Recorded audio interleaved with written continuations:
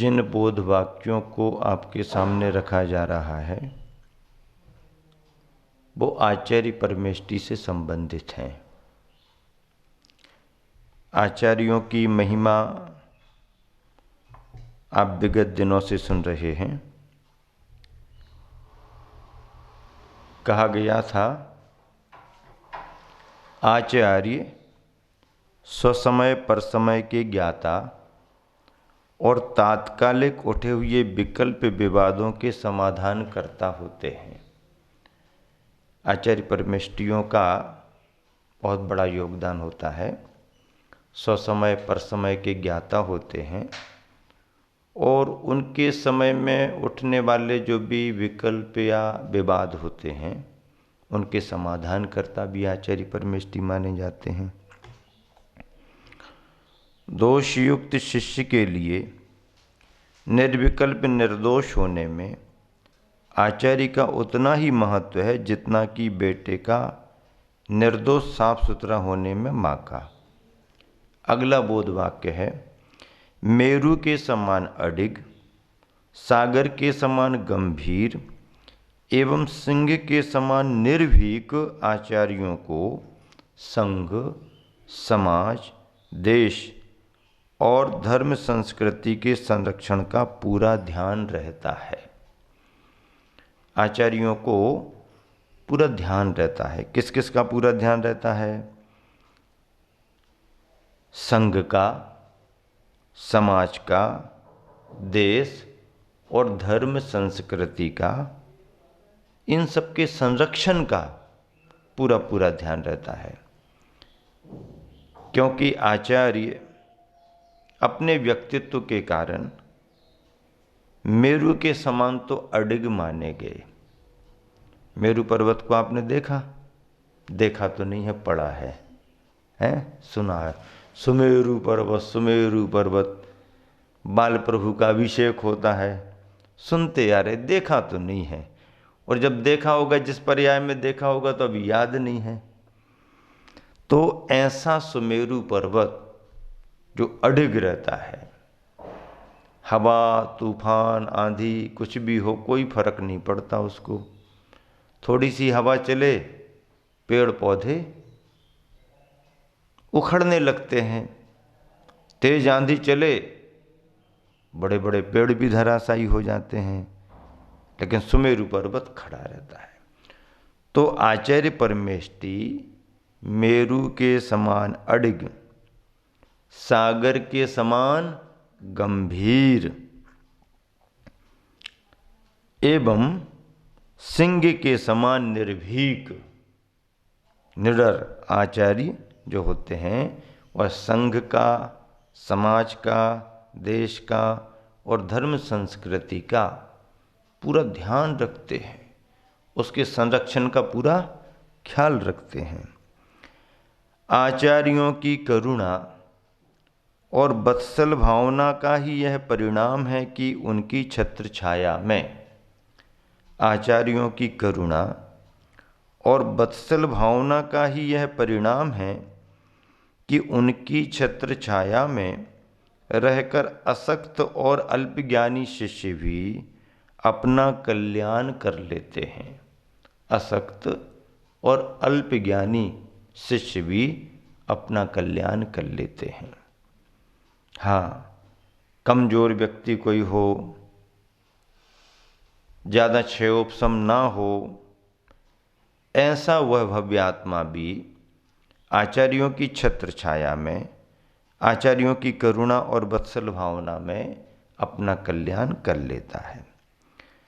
तीर्थंकरों से प्राप्त उस स्रोत धारा को, तीर्थंकरों से प्राप्त उस स्रोत धारा को आचार्यों ने ही आगम साहित्य के रूप में प्रणयन कर संरक्षित किया है। तीर्थंकरों से प्राप्त उस स्रोत धारा को, ये जो स्रोत धारा आई है ये कहाँ से आई है? मूल स्रोत क्या है? ज्ञान की परंपरा जो आई है वो कहाँ से आई?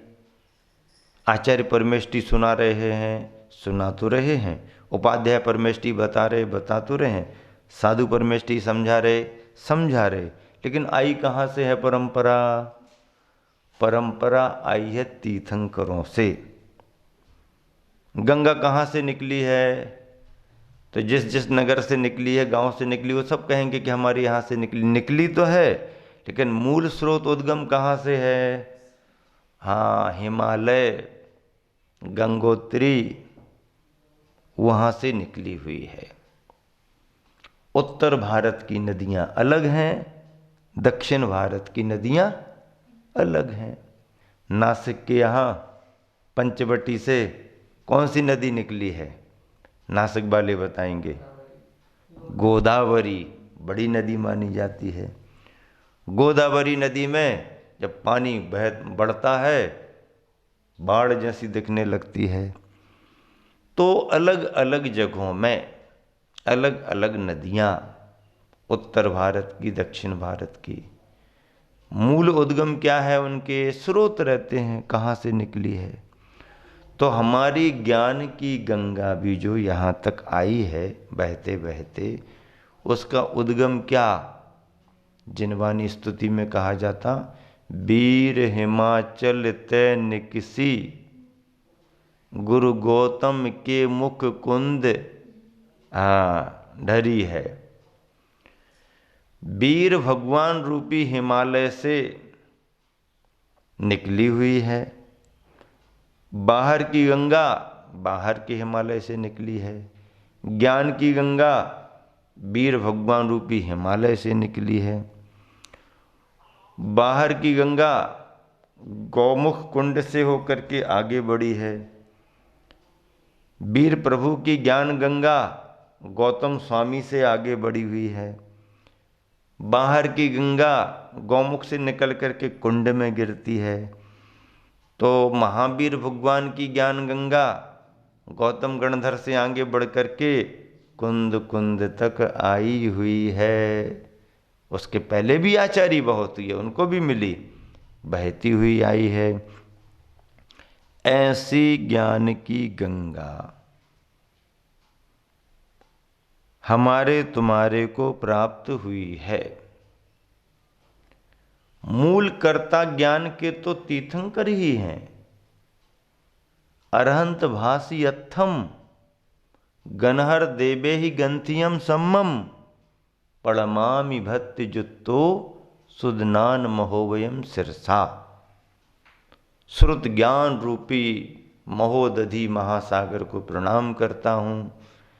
वह श्रुत का सागर, उसके कर्ता, मूल ग्रंथ कर्ता तो अरहंत भगवान है, तीर्थंकर भगवान है। अरहंत भासीयत्थम अर्थ रूप में उन्होंने प्रतिपादन किया। गणधर देवे ही गंथियम सम्मम, गणधरों ने उसे गूंथा, निबद्ध किया, शब्द रूप दिया।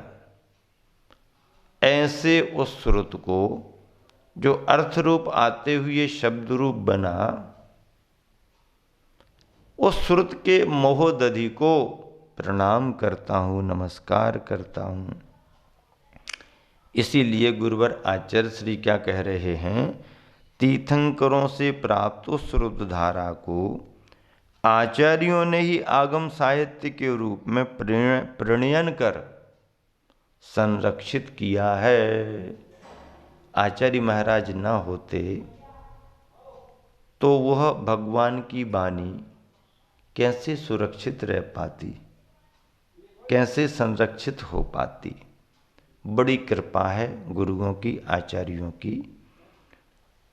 महावीर भगवान के निर्वाण के बाद में 683 वर्ष की परंपरा श्रुत ज्ञान की प्रामाणिक परंपरा है, जिसमें महावीर भगवान के मोक्ष जाने के बाद 3 केवली हुए हैं, जिन्हें अनुबद्ध केवली कहा गया है। गौतम स्वामी, सुधर्मा स्वामी, जम्बू स्वामी। 5 श्रुत केवली हुए हैं। उनके आगे जिनमें अंतिम श्रुत केवली भद्रबाहु माने गए हैं। विष्णु, नंदी मित्र,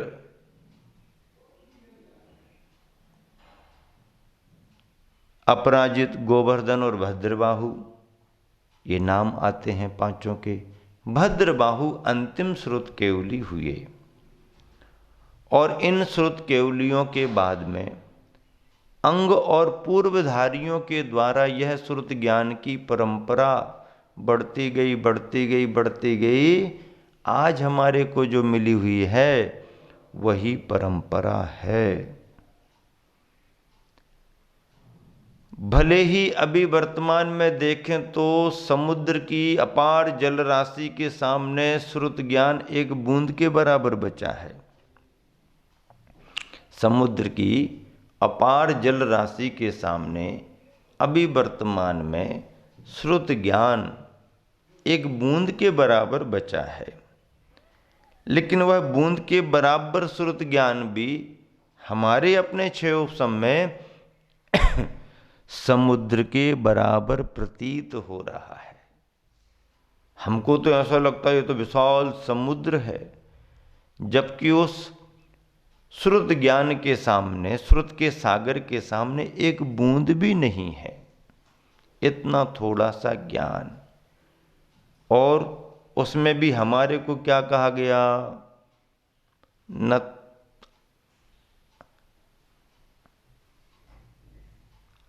सुदीनम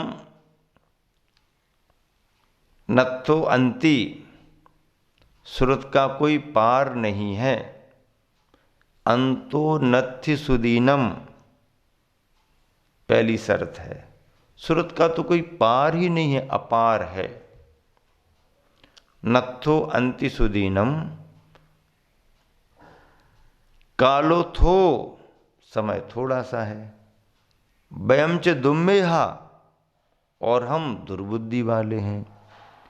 तम्मीवर सिक्खी अब्बम, इसलिए यही सबसे बड़ी शिक्षा है कि वही ऐसा काम करो जम जर मरणम खयम कुनई, जिससे जन्म जरा और मरण का विनाश हो जाए।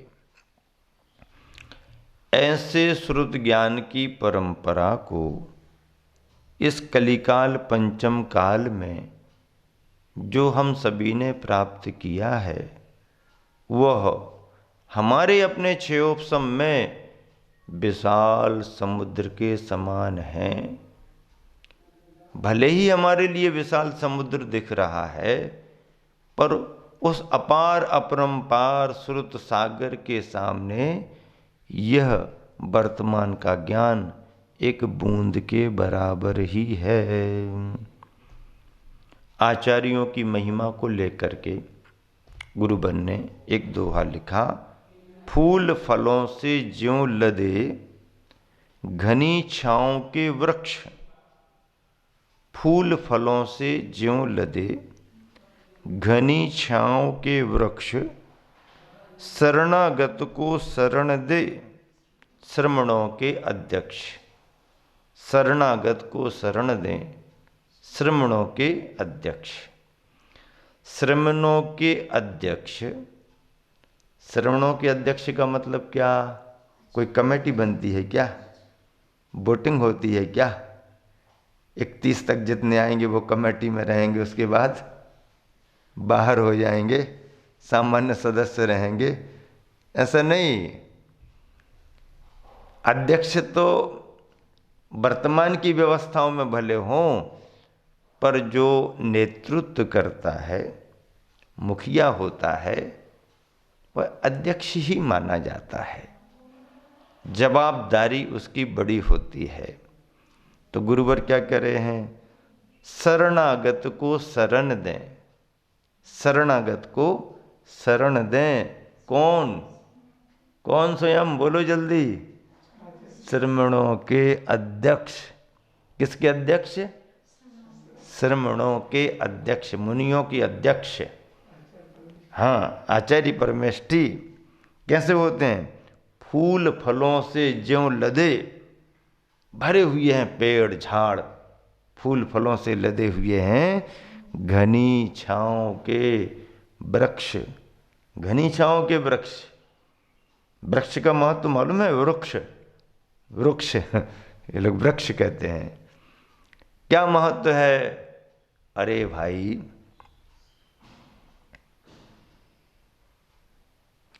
जो व्यक्ति घने छायादार वृक्ष को पा लेता है तो उसको तो छाया अच्छी मिलती ही मिलती है। मराठी में कहावत है, सुनी या नहीं सुनी?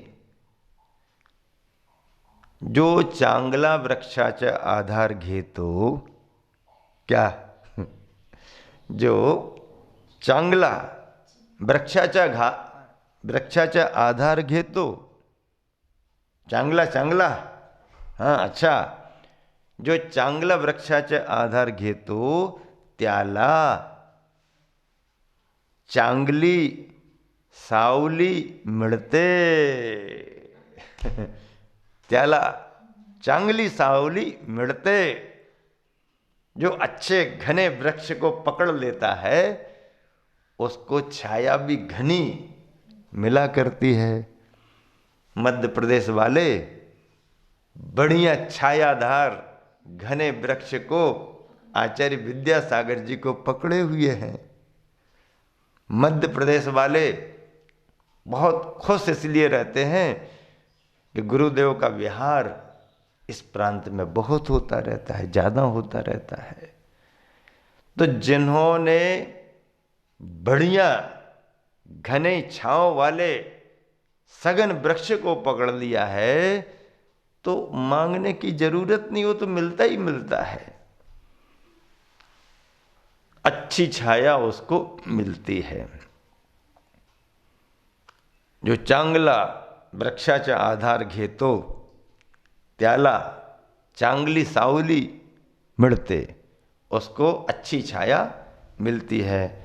आप सभी भाग्यशाली हो कि ऐसे सभी मिले हुए हैं कि तुमको मांगने की जरूरत नहीं और फिर भी छाया मिलती रहती है। ऐसी छाया सभी को मिले, गुरुओं का प्रभाव होता है। तभी तो वृक्षों की उपमा दी गई है आचार्यों के लिए। फल फूल फलों से ज्यों लदे, कोई वृक्ष हो, अच्छे हरे हरे पत्ते हों, फिर उसमें अच्छे फल लगें, उसके पहले पहले अच्छे फूल लगें, फूल देखने में सुंदर भी हों, गंध भी उनसे आती हो, और फिर फल भी अच्छे लगें। पहले हरे हरे कच्चे कच्चे हों, फिर पक जाएं तो बढ़िया बढ़िया गंध वाले मीठे मीठे फल हों। ऐसे वृक्ष की महिमा अपार है। तो ऐसे ही सघन छायादार और फूल फल वाले वृक्ष के रूप में हमको आचार्य परमेष्टि मिले हैं। ऐसे आचार्य परमेष्टि समाज को, भव्य प्राणियों को तो शरण देते ही देते हैं, सबसे अच्छी और ज़्यादा शरण तो मुनि वृंदों को, मुनि समूह को देते हैं। महावीर भगवान की।